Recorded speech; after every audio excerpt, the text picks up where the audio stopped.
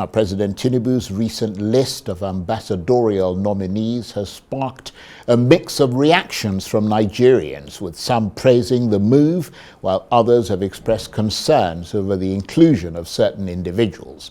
The list is made up of 17 non-career ambassadors and 15 career ambassadors. The non-career include notable figures such as former INEC chairman Mahmood Yakubu, former presidential aide Rino Omokri, and former aviation minister Femi Fani-Kayode, while some civil society groups have backed Mr. Tinubu's nominations, describing them as strategic investments in Nigeria's future.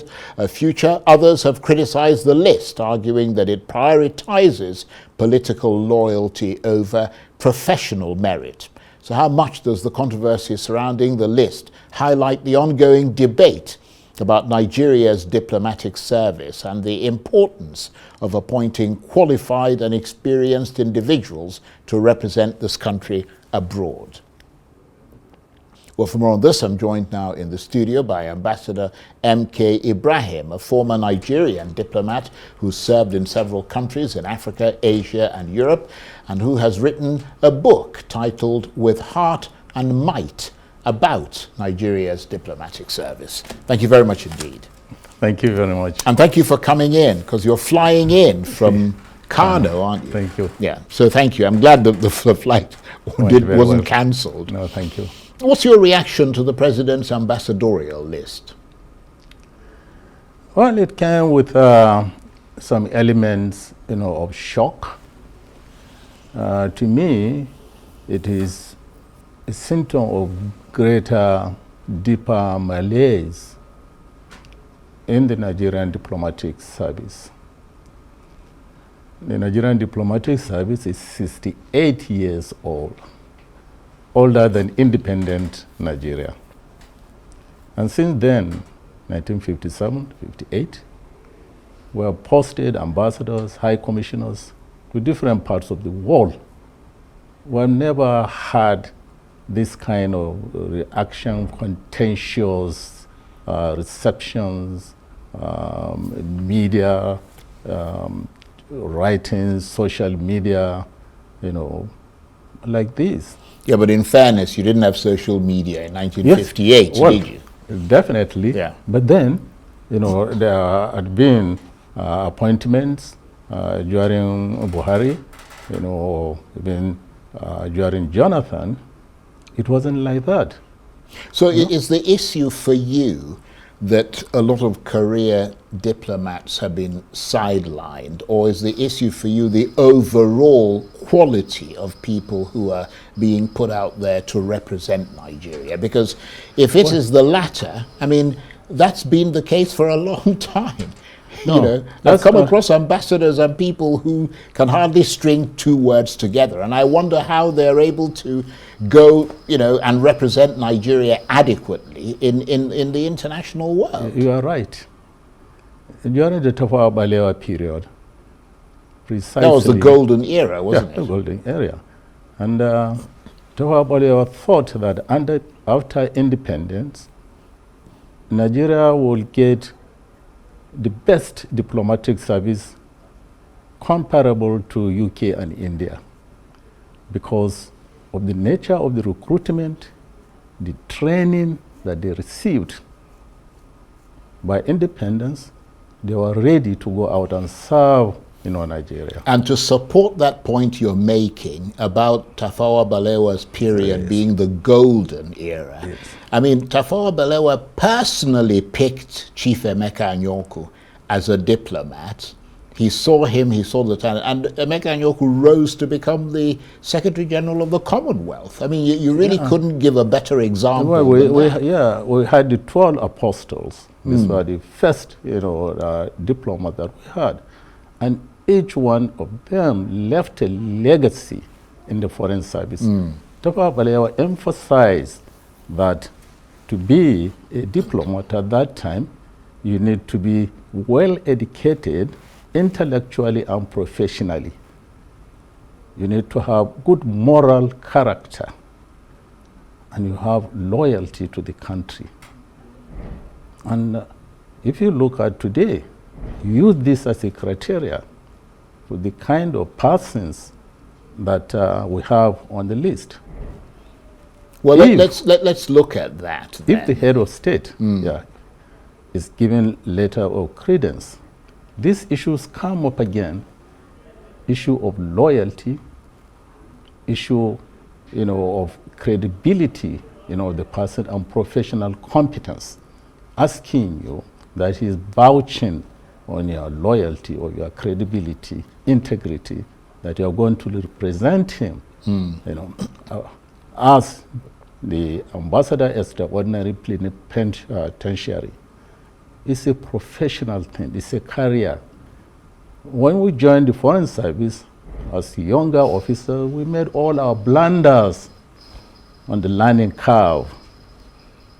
After about 40 years, you have reached the end of this learning curve. You are no longer learning. You have become a seasoned diplomat, and then you become ambassador. If you are appointing people now straight, they have not gone through the learning curve. So the kind of errors, mistakes that we had made, as young officers in our early 20s, this is the kind of errors they will make. Right. So you would prefer it if that list was had more career diplomats than non-career people on it? This is an issue. In many countries, when we started, even though a bit up till the Civil War, and after it was the military regime, it was almost like 99% career. After that, the politicians came, and we started seeing politicians coming in. But then, in those days, these were people who had substantive public service experience, and they had no problem. But when you start bringing in people who have absolutely no public service, experience, and I'm sorry to use these words, people whose even credibility has some question mark, then we're running into trouble. Well, I can tell you, in the last 1 week, there's hardly any diplomatic mission in Nigeria that was not having 24 hours, busy time going through all these social media, all these writings. Most of the writings are negative. It's really, really sad. And they are writing reports to their countries. If they appoint you an ambassador with such a baggage, of writing from your own country, how do you expect the host country to receive you? I would not be surprised if some countries refuse to accept some of the nominees. It will be, Well, that says a lot, doesn't it, coming from somebody like you, because quite a few of those on that list have generated within Nigeria considerable controversy, including people like Professor Mahmood Yakubu, the former INEC chairman, the likes of Rino Omokri, Femi Fani Kayode, amongst others. I mean, do those people in your professional assessment have the sort of comportment that is in keeping with the standards that you were sort of enumerating here? Well, let me say, Nigeria is a very strange country. If I were a president and somebody who has written derogatory things, unprintable things about me, and then I appoint him an ambassador, and now I signed a letter saying I'm vouching for his integrity, his loyalty, his this and this, I will really have to think twice. People would think twice, because I said there's nothing that is hidden now. And you mentioned other people. I can't mention names, but I know generally, including in this country in the good old days, if there is anything like that, if you are made the chairman of the Public Service Commission, for example, you don't come back and take any appointment, in the civil service. You are finished with that. If you are made chairman of INEC, which talks about independence, starting with that I, neutrality, you don't come back again. So soon, it will be strange. But as I said, anything goes, in this country. Yeah, well, at any rate, you're right in that sense, 'cause we're seeing governors coming back as senators and ministers and all kinds of things. It's the prerogative of the president. So what do you think should happen with this list then, given the points that you have made, which many people would agree with, others might disagree, but what do you think should happen with this list at the National Assembly in terms of vetting? How extensive should that vetting process be? I have gone through this vetting, and if you read my book, you will see what I have written about the vetting. What are you vetting? First of all, if you look at the American system, before you even go to the Senate, they already know where they are posting you to. They are posting you to, say, Saudi Arabia. They would like to know what is your background. Do you speak Arabic? Do you live in that place? Do you have any business interest there, that makes Saudi Arabia a place that you should go? The Senate don't even know where these people are going to. Yeah. You can imagine the first list that came with about 3 people. They mentioned United States, United Kingdom, and France. In the first place, to me, it's a breach of protocol. You don't start mentioning countries because you are taking too much for granted. You have to wait until these people have accepted your nomination. You will seek for an agreement. And accepted, then you can now start telling the world that this person is going to this place, this person is going to this place. I can imagine if we are sending someone who doesn't speak a word of French to France.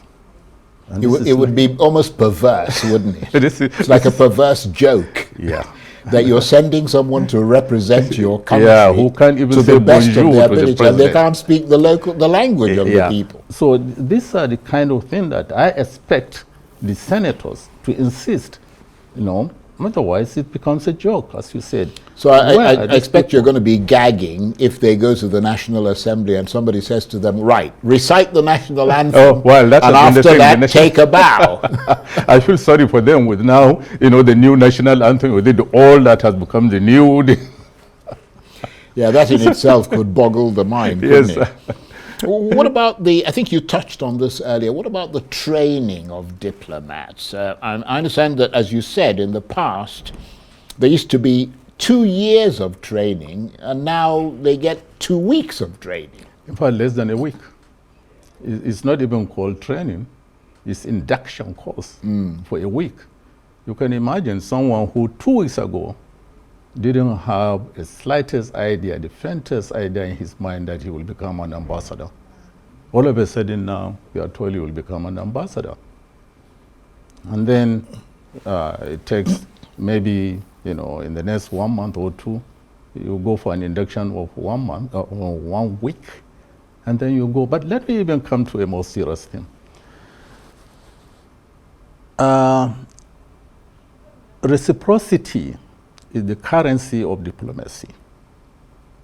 In the last 2 years, we haven't posted any ambassador to almost 90 missions, abroad. Those countries have been sending their ambassadors, to Nigeria. The unfortunate thing is that sometimes it takes 3-5 months to get the agreement. And even when they come to Nigeria, I'm aware now there are almost 20 ambassadors who have been here, some upwards of 3 months. They have not been able to present their letters of credence, to the president. Why is that? This is the big one. I wish people are listening to this interview. Some of them have spent 3 months. I understand 5 months. And they haven't been able to present their letters of credence. They can function. They can fly, they can enter their car and fly the flag. They can go to even the foreign ministry. They can only sneak to a diplomatic reception. Yeah, because that's a prerequisite, isn't it? Before you can. Yeah. They can only sneak to a diplomatic reception and they can. But is there a reason that's given to them as to why not? This is what they're asking. No reason.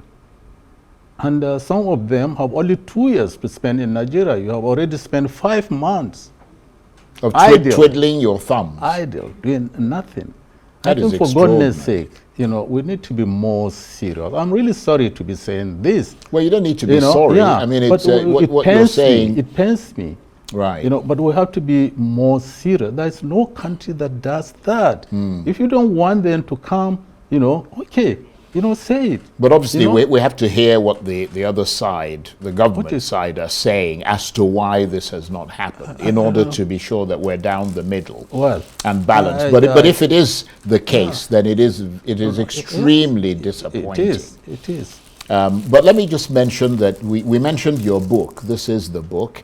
What I think I should recommend really is for all these new people on the ambassadorial list to go and buy the book, because it's titled With Heart and Might, 22 years in 33 years. 33 years, sorry, Yes. in the Nigerian diplomatic service. And there it is on the screen. Thank you.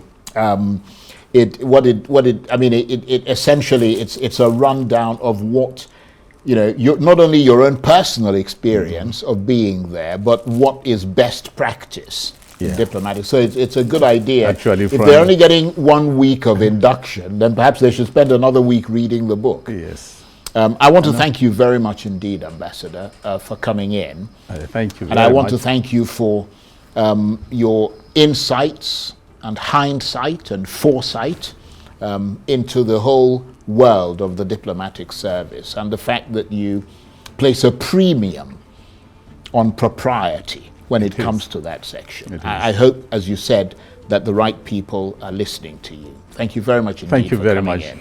Ambassador M.K. Ibrahim is a former Nigerian diplomat who served in several countries in Africa, Asia and Europe, and who's written a new book titled With Heart and Might about Nigeria's diplomatic service. Thank you very much indeed. Thank you very much. Well, that's it for this edition of Arise Prime Time. Join us again tomorrow. From me and the entire team here in Abuja, bye-bye, and thank you for watching.